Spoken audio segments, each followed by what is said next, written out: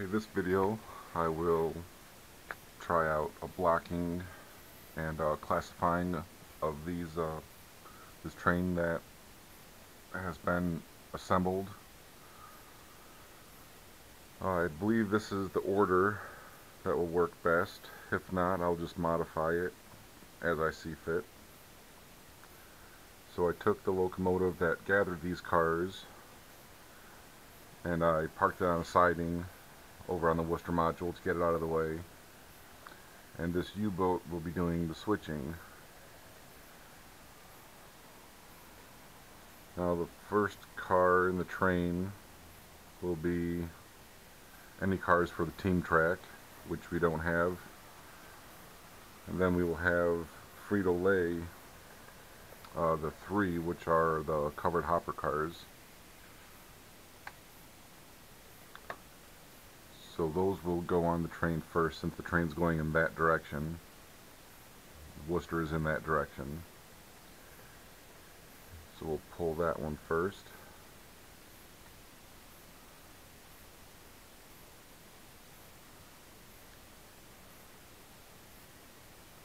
And instead of leaving the train,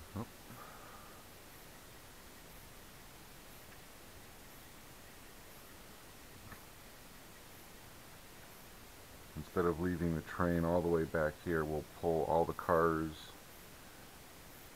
up to the clearance point here. Let me go over and get my skewer.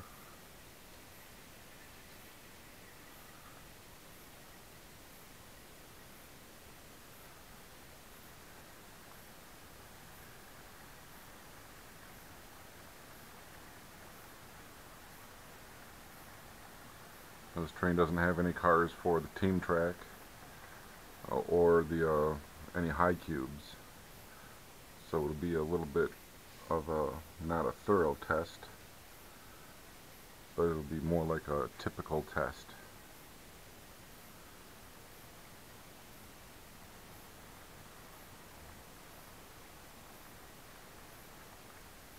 And we'll use the center track as our assembly track.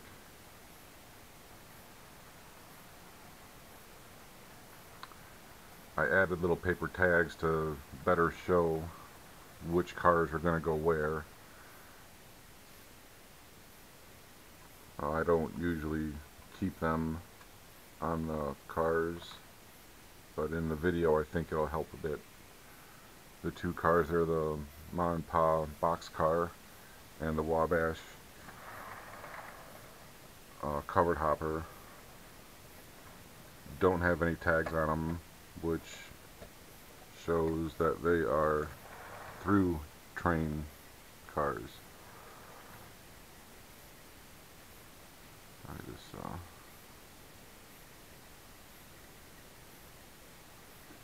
goose doesn't want to stay coupled because of the air hose contacts the pilot. These last cars, the ones that are through cars, will go on the end of the train, so they'll be the last ones really to be put on. And we see after the F3 cars we have F2, which are those tank cars.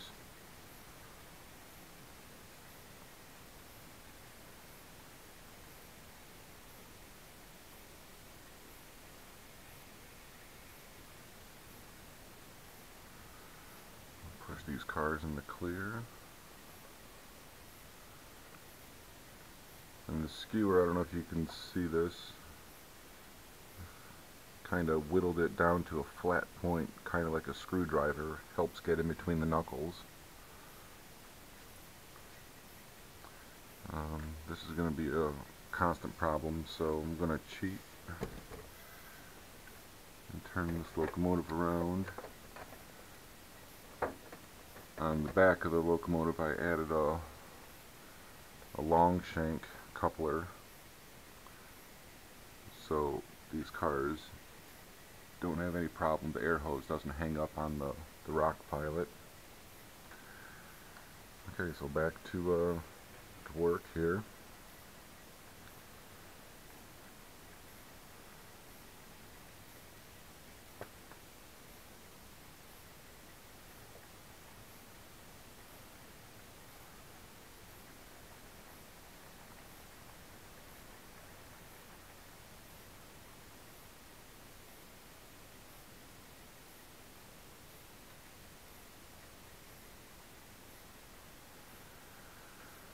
always try to couple at a slow scale speed.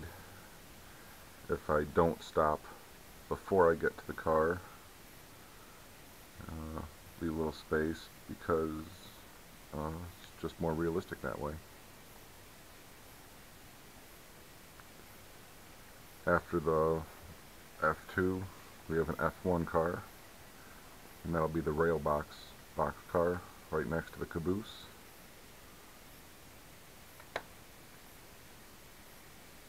We'll come back and pick up all these cars.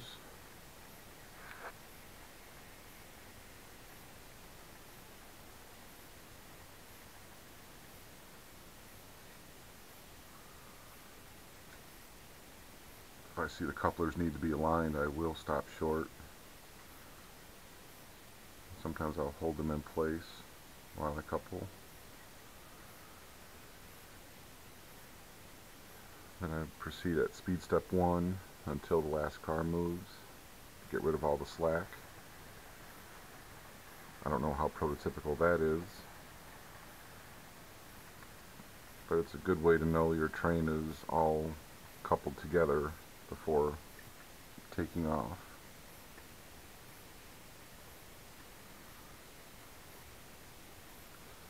As you see, sometimes it's a little stubborn, so what you can do is reach in and pull the air hose, or just keep trying to twiddle it until it uncouples.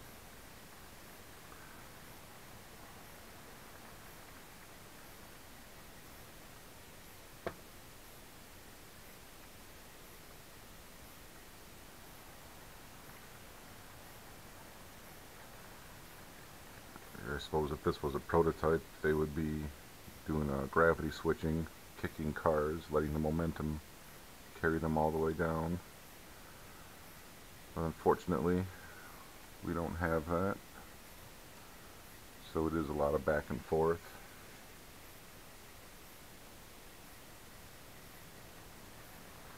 It's a little time consuming, but it gives you time to think about other things if you aren't busy talking while shooting a video.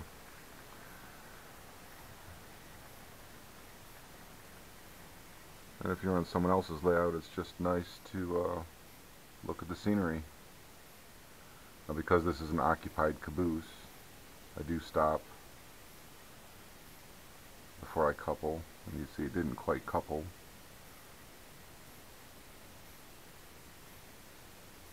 So you could always give a little nudge to help. We're looking for those international paper cars,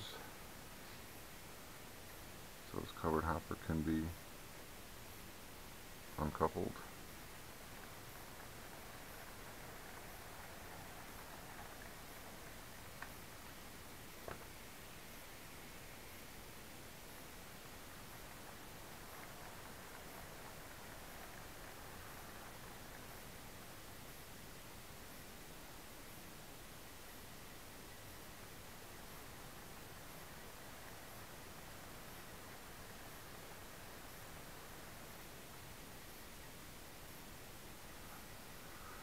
The next car would be a G3. We don't have any high cubes. The Gertie 2 cars are already there, so we'll leave those coupled. And we have the GS car, the scrap, and any high cubes, which we don't have, so we don't have to worry about those.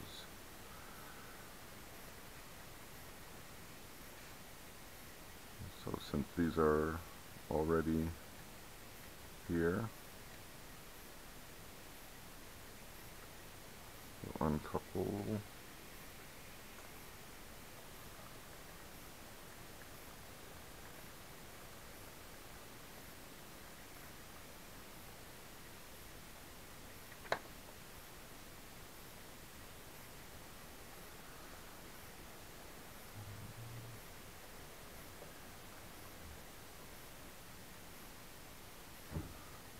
Line these up a little bit. Speed step 1 until they connect.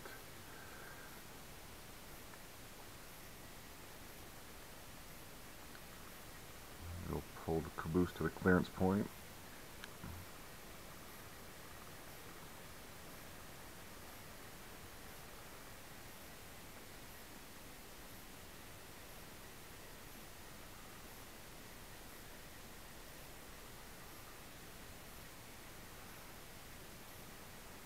Then we will assemble the rest of these cars into the train on the center track.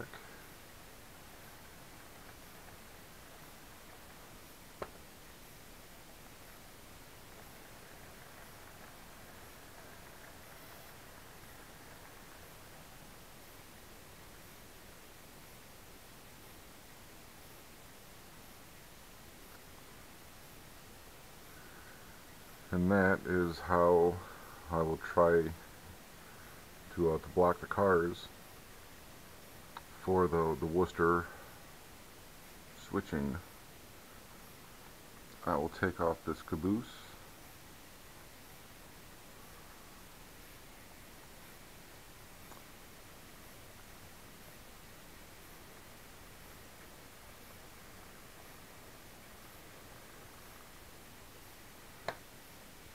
And I'll back it up to the other caboose and get this locomotive out of the way.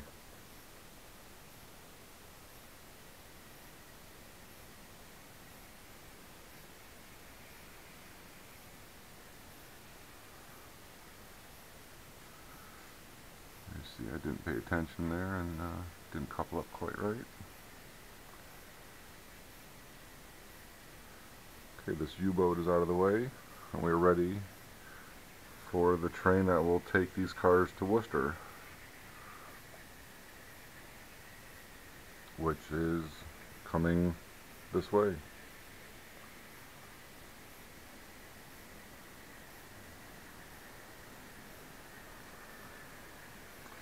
This train will pull onto the inside track because it's kind of the eastbound passing main.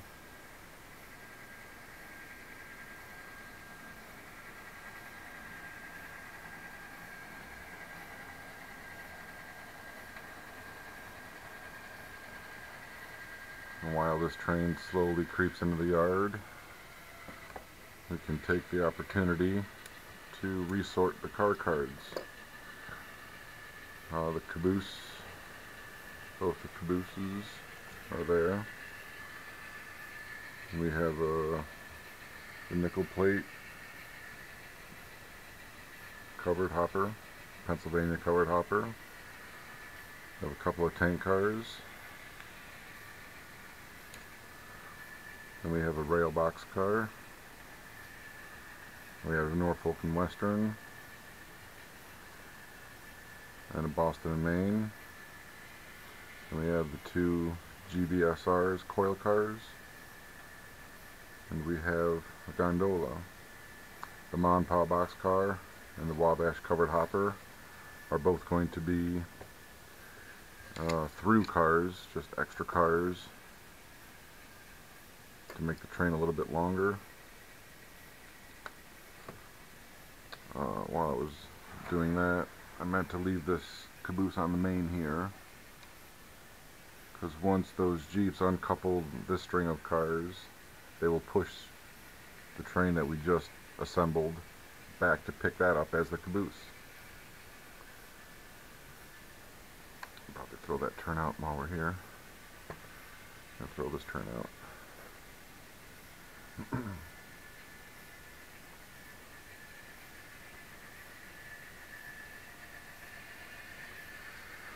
I'll pull this train all the way to this end of the yard.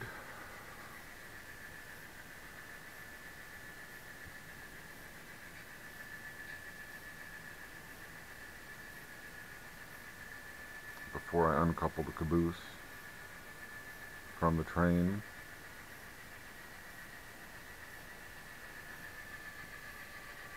And we'll stop it right around here. Uncouple this caboose if we can, and we'll pull ahead.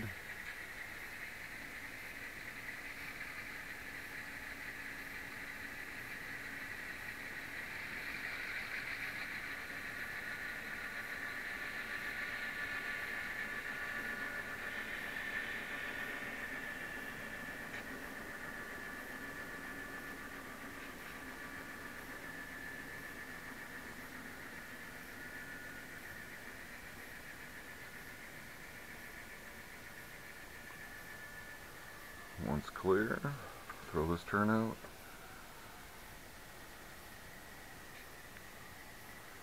And we'll back the train up.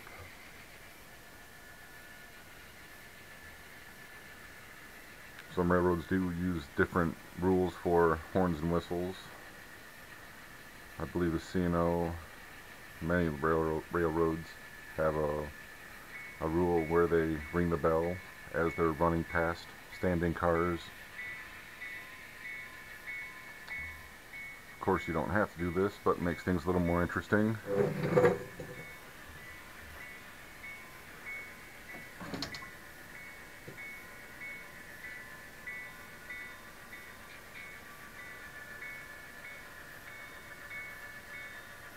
Once again, because the caboose is an occupied car, we will stop just short. We'll line up the couplers and move at speed step 1 until they're coupled. Once the airline are connected, we will back this train back up and we'll pick up our caboose.